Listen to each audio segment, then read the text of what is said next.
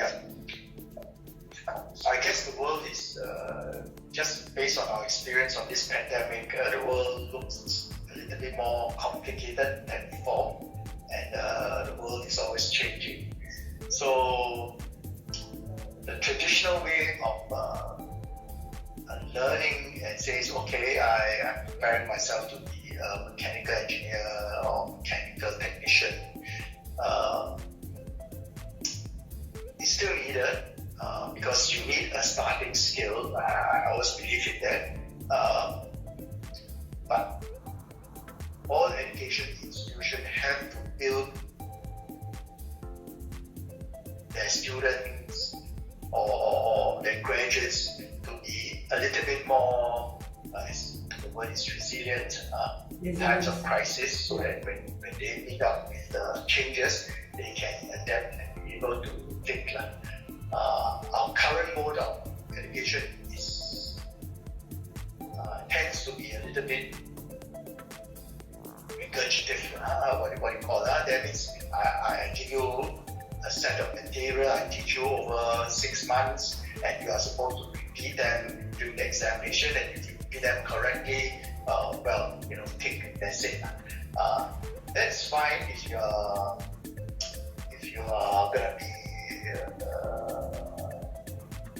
administrator with no resources in your hand, no handphone, and no nothing to guide you. So you're dependent on memory.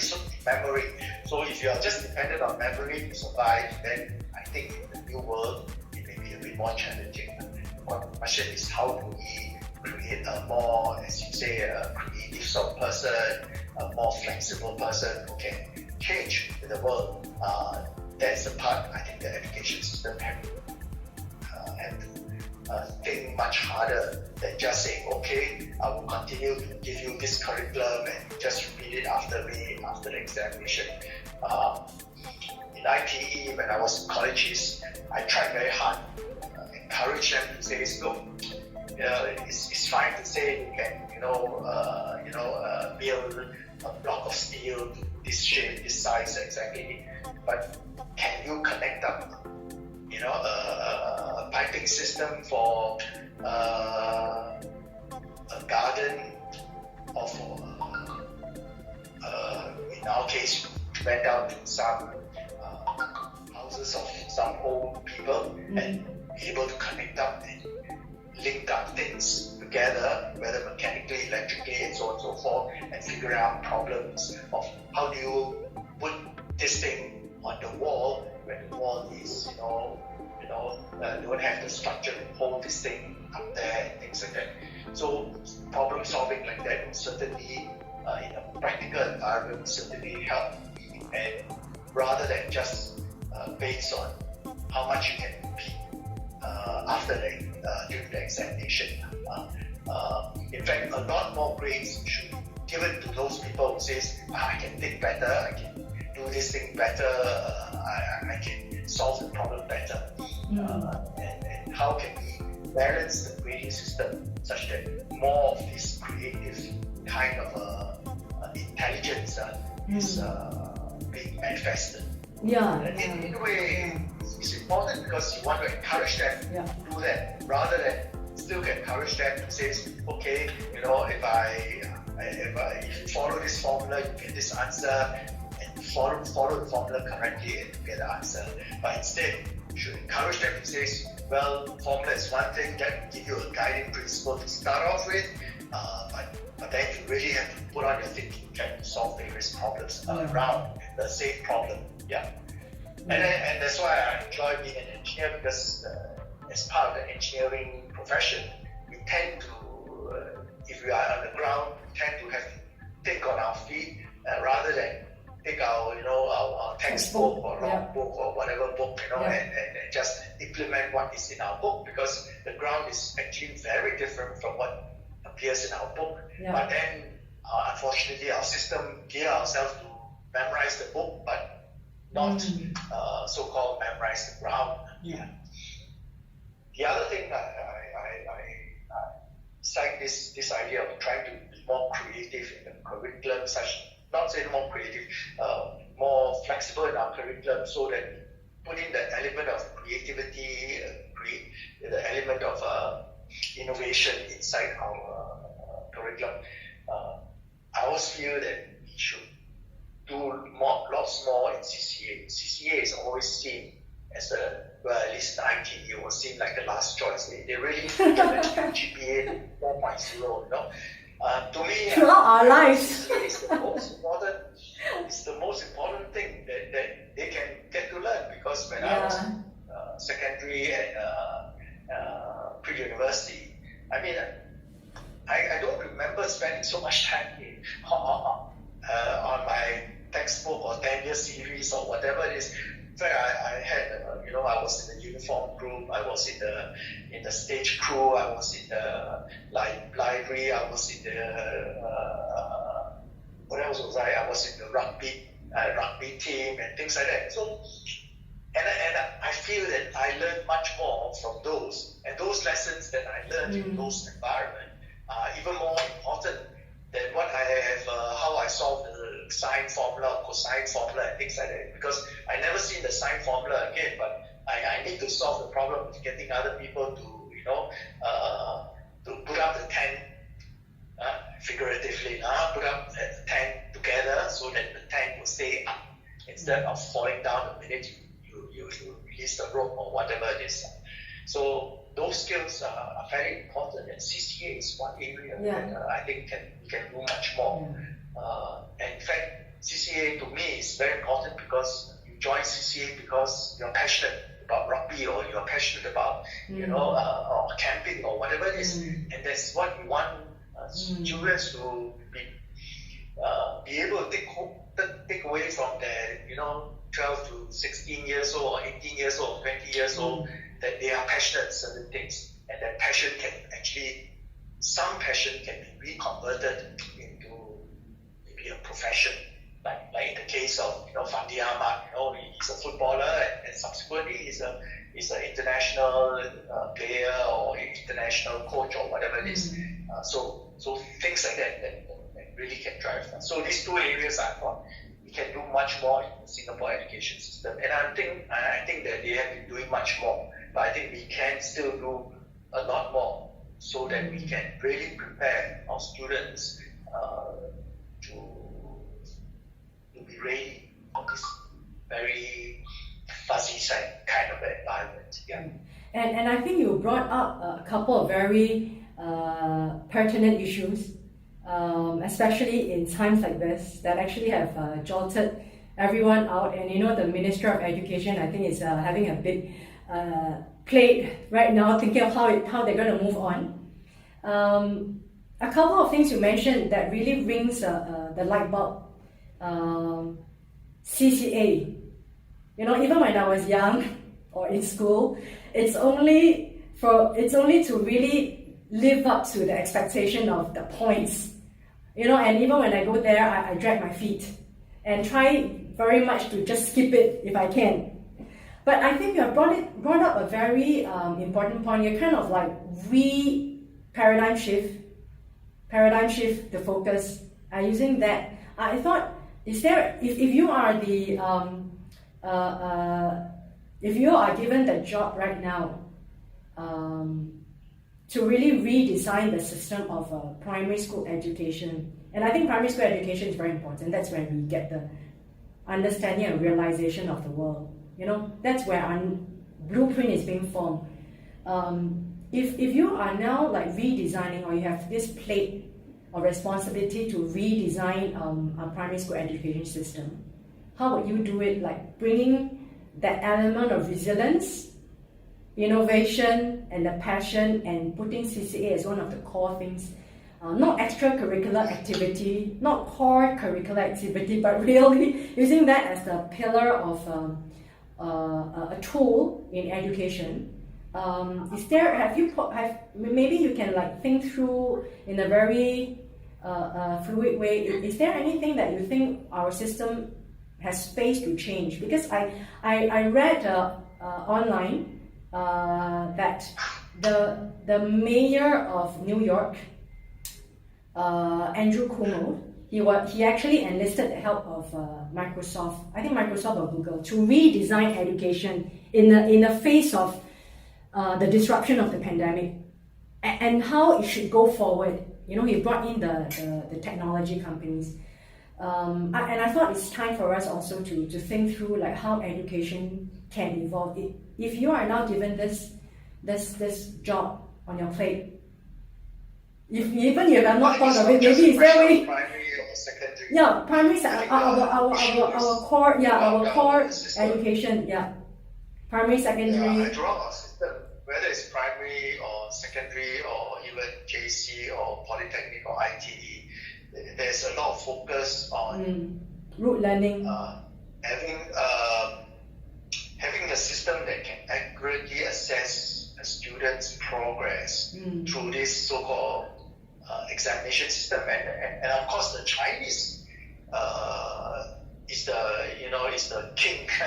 The Chinese administrative system was the king in terms of choosing a person who can memorize the history and the important books and things like that, and be able to repeat them, and make sure that nobody cheats along the way. If you look at the Chinese examination system, it's not wrong because it fits their, like I said, it fits their administrative system. Because if you are standing in front of the emperor, you got to know which province have a famine 2 years ago, 5 years ago, 10 years ago.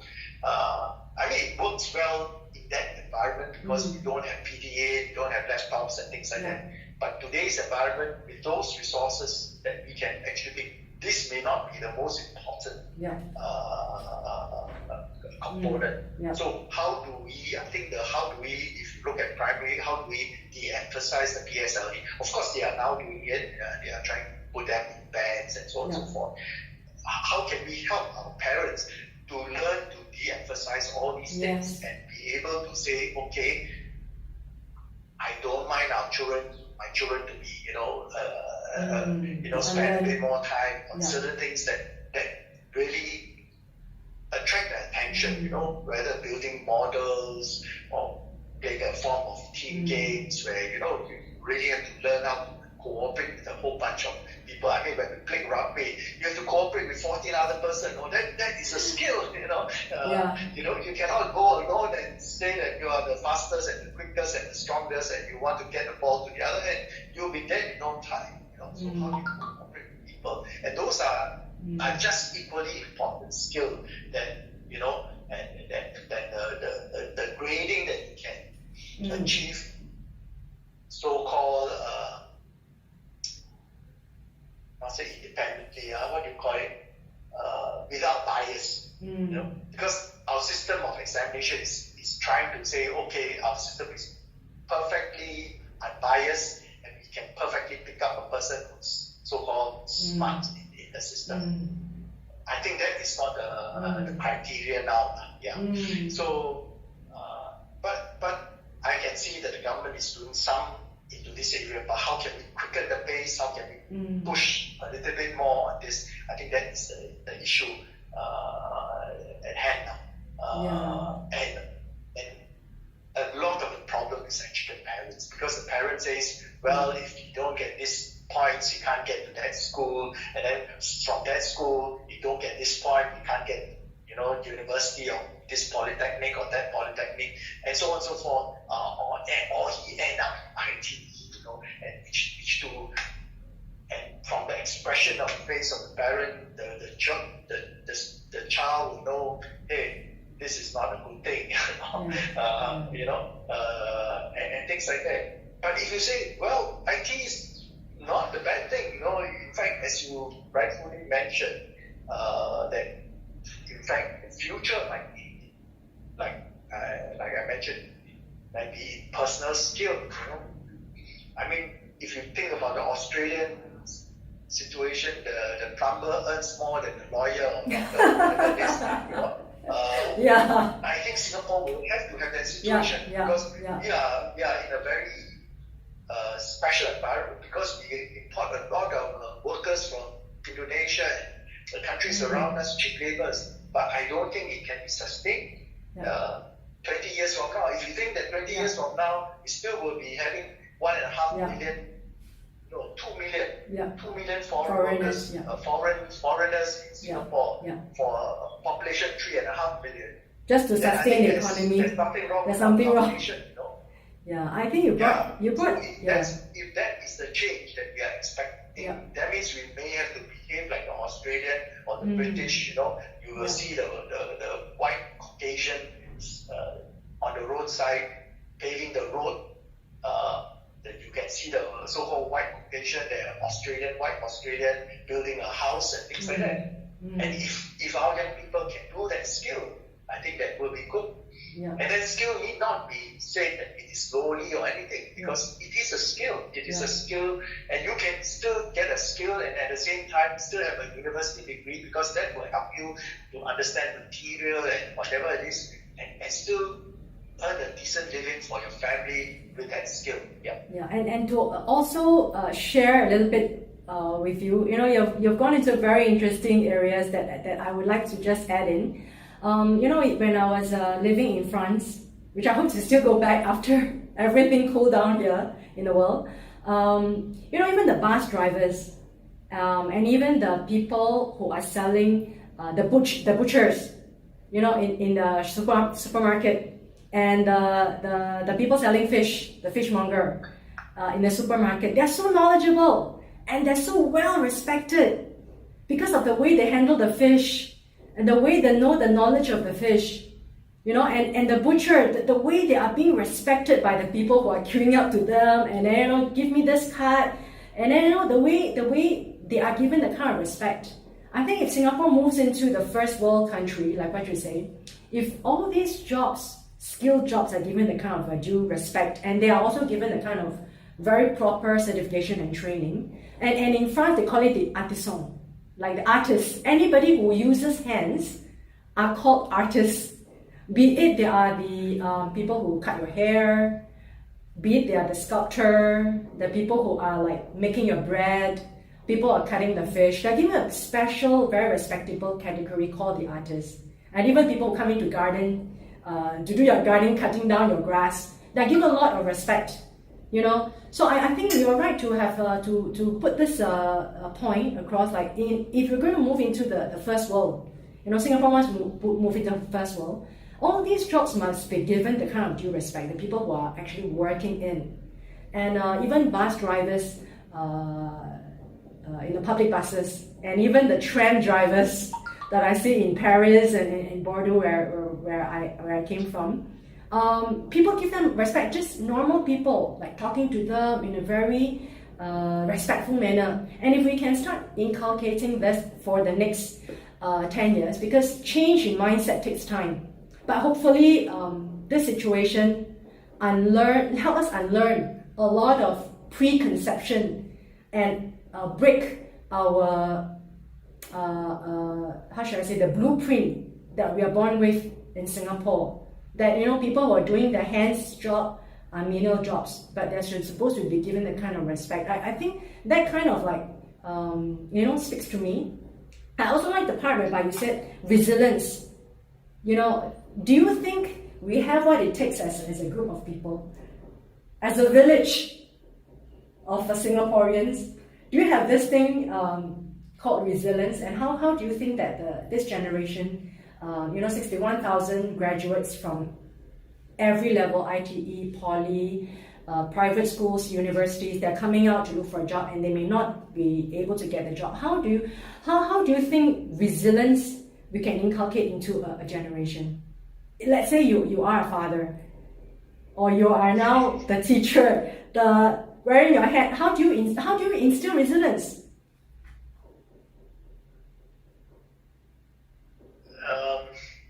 Well, definitely it's not through books.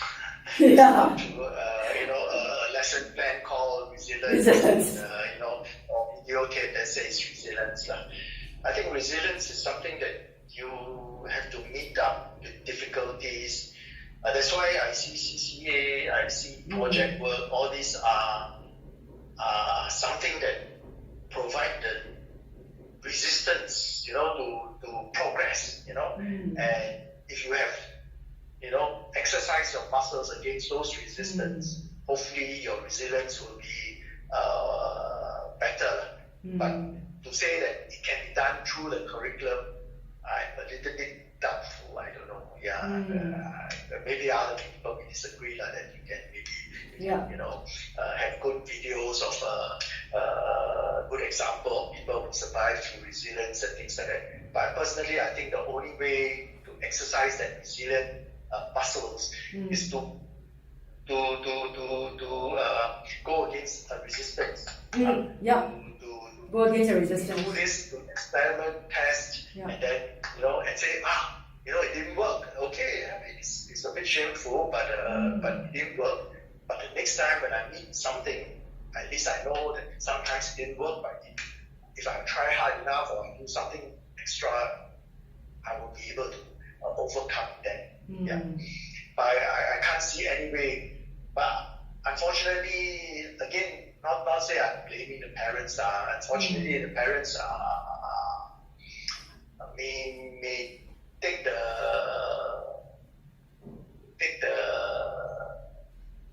try to protect their children a lot more because nowadays, young parents. I mean, I've seen some parents,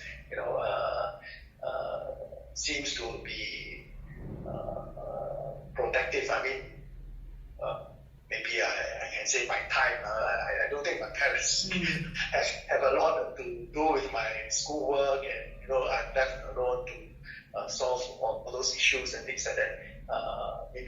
Maybe that's one solution, rather than parents interfering too much in the children's progress. And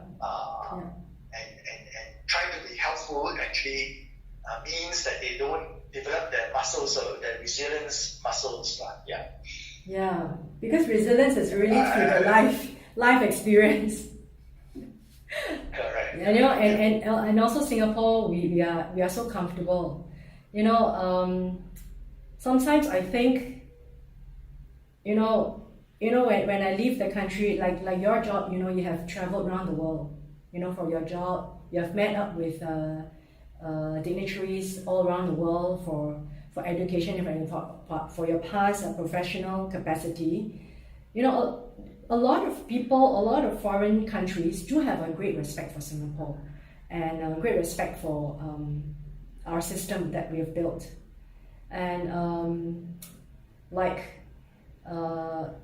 I am in many different countries, when they see my Singapore passport, they always give me a special smile or a special greeting when I'm at the customs, at the police, at the airport, then I don't see them the way they are to other nationalities. I feel like I'm so blessed in Singapore, and because of this really comfortable life that we have, I think a lot of us have really taken our lives for granted.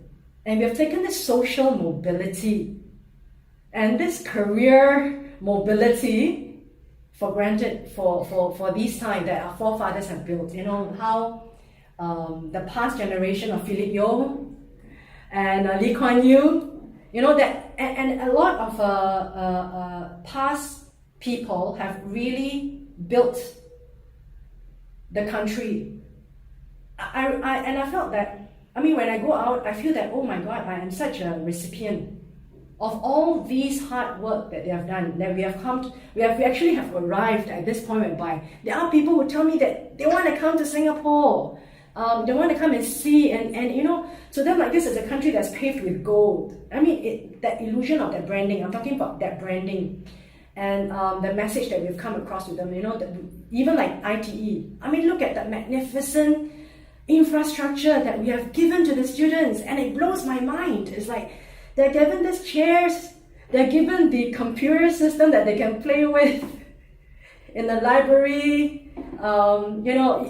It's such a given to our generation that sometimes I feel that I am guilty of it. That when I walk out, I'm shocked that, hey, not every country is like Singapore, man. I'm really shocked that I sit back and I start to really give thanks to what we have here, and give thanks to all the people who has built through this brick and mortar. That's why, as I said, everyone is so important as a humanity that built this up. And we haven't been giving ourselves that litmus test of resilience, because we have been so well taken care of. And this resilience mentality that should come from life experience is kind of like, where can we get it? Right? Yeah. Yeah. And one of the things that actually I respect, I mean, they have this, the Western societies, individualism, they want to climb Mount whatever, Mont Blanc, or Mount Everest, or whatever. There's this, I think that they're willing to take on challenges is something that I think our society seems to sort of neglect. Those seems to, not many are willing to do this. Yeah. So, for example, I don't know, during our time when we were 19, we had a fall in this, what do you call it? The mountain climb, the world rock climbing. The cheerleading, so some of them flipped and then they fall and then hurt themselves. And then suddenly all the cheerleading kind of stopped. Activity stopped. Yeah.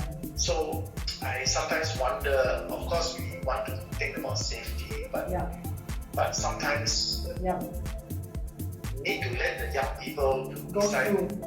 not say how high, but sometimes they have to test those limits. But unfortunately, when you test limits like that, whether it's climbing a mountain or are we ready? Somewhere, there is some amount of injury and and pain, But for some of these Western people, they have few of their toes dropped off, because they're stuck up mountain or whatever it is. I mean, they see it as like a war trophy, in some way. So how do we make our culture a bit more adventurous? Maybe it's something that we really have to. I don't have the answer for it, but I can respect that kind of a culture where adventure, testing the limit is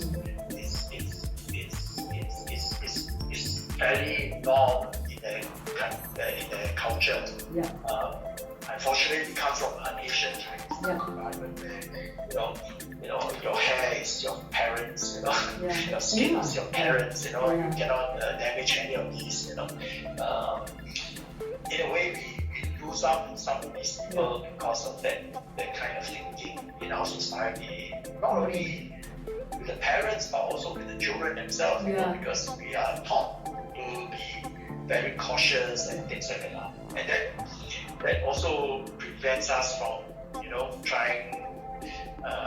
trying out new things. And I thought you actually brought up this point about our mindset. We as parents, like in Singapore, changing the mindset